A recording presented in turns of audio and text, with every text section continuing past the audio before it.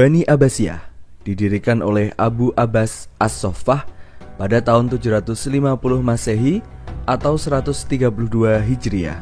Berdasarkan perubahan pola pemerintahan dan politik, para sejarawan membagi masa pemerintahan Daulah Abbasiyah menjadi 5 periode.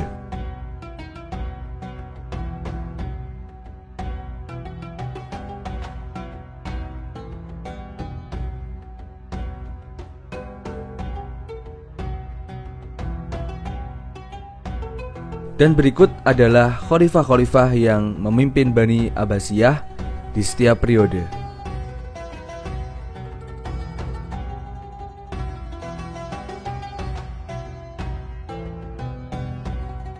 Bani Abbasiyah mencapai puncak kejayaan saat dipimpin oleh 5 khalifah. Yang pertama adalah Abu Abbas As-Soffah. Abu Abbas As-Soffah merubah Selat Hormuz menjadi Bandar Abbas. Dan Bandar Abbas merupakan kota yang terletak di sebelah selatan Iran yang kini penduduknya berjumlah 352.000 jiwa dan merupakan pelabuhan paling sibuk hingga hari ini. Yang kedua, Abu Ja'far Al-Mansur. Dirinya memiliki pemikiran bahwa innama anni sultanallah fil ard, yang berarti bahwa sesungguhnya saya adalah kekuasaan Tuhan di buminya, sehingga dirinya bebas membuat seperti apa wilayah kekuasaannya. Abu Ja'far Al-Mansur menggeser pusat pemerintahan dari Damaskus, Suriah ke Baghdad, Irak, dan membangun istana dengan nama Madinatus Salam.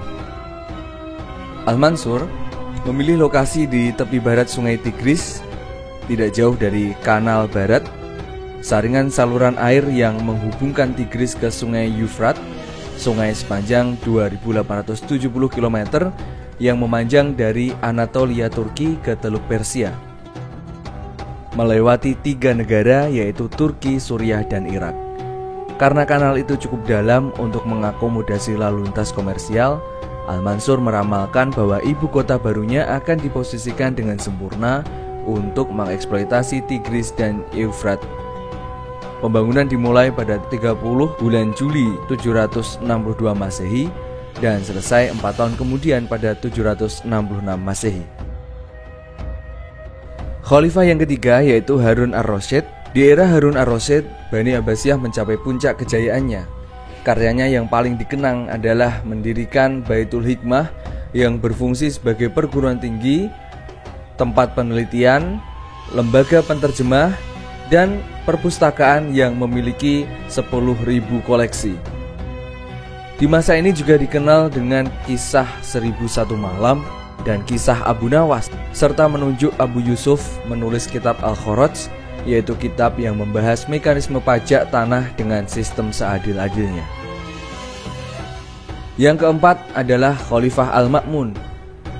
Pada masa Al-Ma'mun banyak bermunculan ilmuwan terkenal untuk saling berbagi informasi, pandangan, dan budaya di Baitul Hikmah dengan latar belakang Persia maupun Kristen yang ikut ambil bagian pada penelitian dan pendidikan di lembaga ini. Selain menerjemahkan buku-buku asing ke dalam bahasa Arab, para ilmuwan juga banyak membuat kontribusi asli yang besar di berbagai bidang meliputi matematika, astronomi, kedokteran, kimia, zoologi, geografi, dan kartografi. Berikut beberapa ulama yang terkenal pada masa itu. Khalifah yang kelima yaitu Al-Mu'tasim. Al-Mu'tasim membangun dan memindahkan ibu kota Bani Abbasiyah di Baghdad ke sebuah kota indah yang dikenal dengan nama Sarroman Ro'a, yang artinya menggembirakan orang yang melihatnya, atau dikenal dengan nama Samara. Alasan dipindahkannya ibu kota adalah keberadaan pasukan militer Turki dalam jumlah yang sangat besar. Kota Samara berada 125 km utara Baghdad. Di kota ini mereka mendirikan kota besar yang membentang 50 km di sepanjang Sungai Tigris dan meliputi daerah seluas 150 km persegi. Di kota baru ini terdapat sejumlah istana megah, jalan raya, barak besar, taman rindang, juga masjid raya.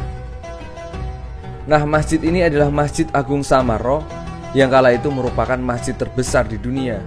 Masjid yang terkenal dengan menara berbentuk spiral ini seperti kue tar yang dibangun pada 848 sampai 852 oleh putra Al-Mu'tasim, yaitu Al-Mutawakkil. Menara melingkar ini menjulang tinggi 55 meter di atas permukaan tanah dan terdapat sebuah tangga spiral memutar berlawanan arah jarum jam di sekeliling bagian luar menara sampai ke pavilion di puncak. Bentuk menara yang sangat unik ini tampaknya terilhami dari zigurat menara kuil kuno Mesopotamia. Kejayaan Bani Abbasiyah yang memiliki wilayah terbentang dari Transosania sampai sepanjang Afrika Utara tidak terlepas dari berbagai macam upaya khalifah untuk menguatkan negaranya. Yang pertama, dalam bidang pertanian. Yang kedua, dalam bidang perkebunan.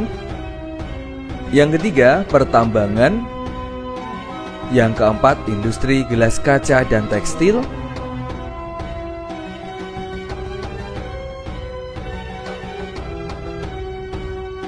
Dan kelima, dengan penarikan jizyah yang terbagi menjadi 3 golongan masyarakat.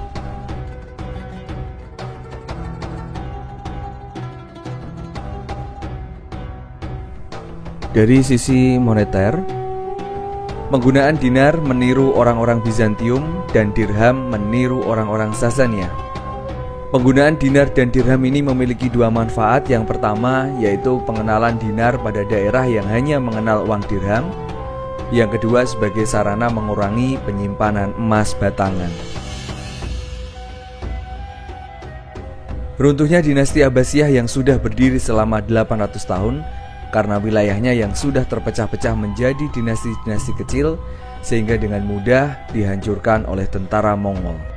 Lalu, apa hikmah yang bisa kita ambil dari cerita Bani Abbasiyah? Yang pertama, meningkatkan keimanan kepada Allah Subhanahu wa Ta'ala dengan melaksanakan perintahnya dan menjauhi segala larangannya.